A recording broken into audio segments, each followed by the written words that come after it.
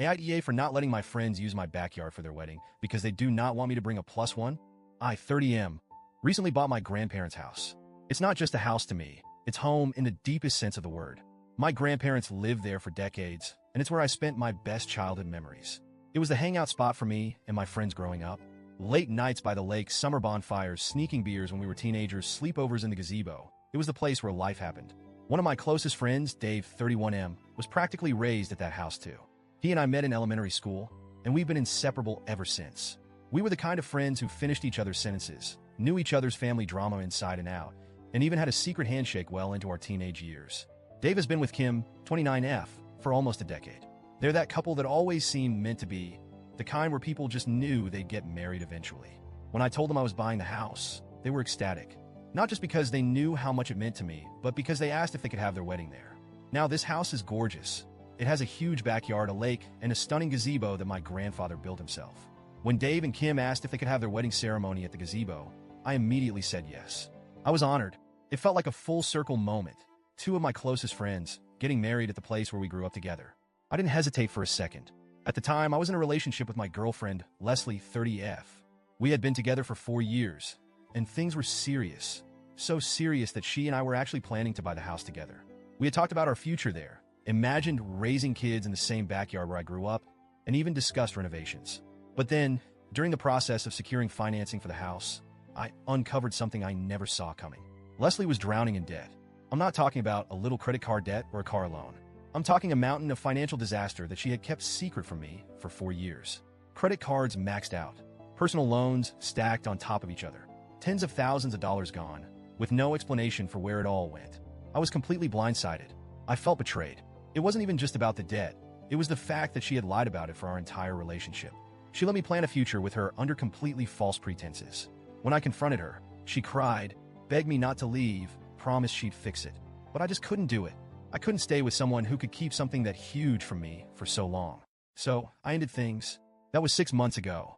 Here's where things get messy, eh? I met Leslie through Kim because they're cousins. Kim and Dave were the ones who introduced us. And at first, it was great.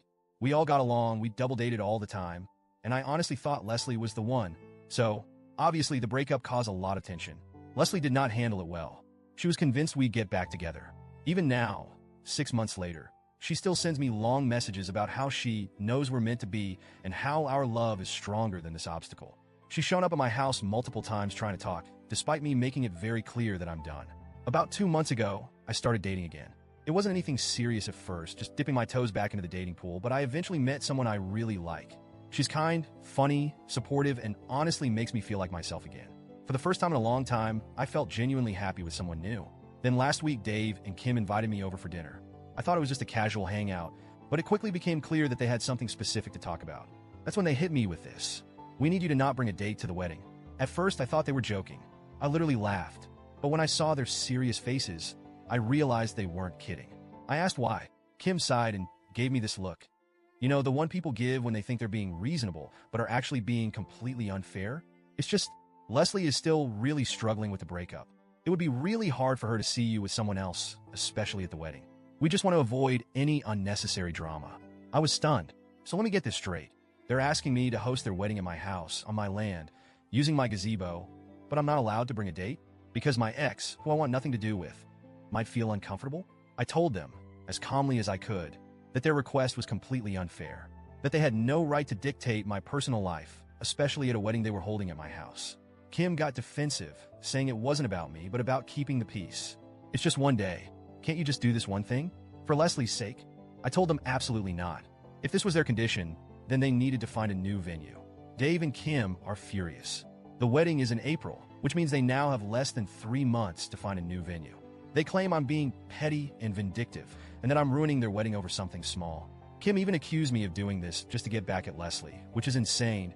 I just don't think it's fair to ask me to put my own happiness on hold for my ex's feelings, especially at my own house. Mutual friends are split. Some think I'm being completely reasonable. It's my house. I should get to have my own rules.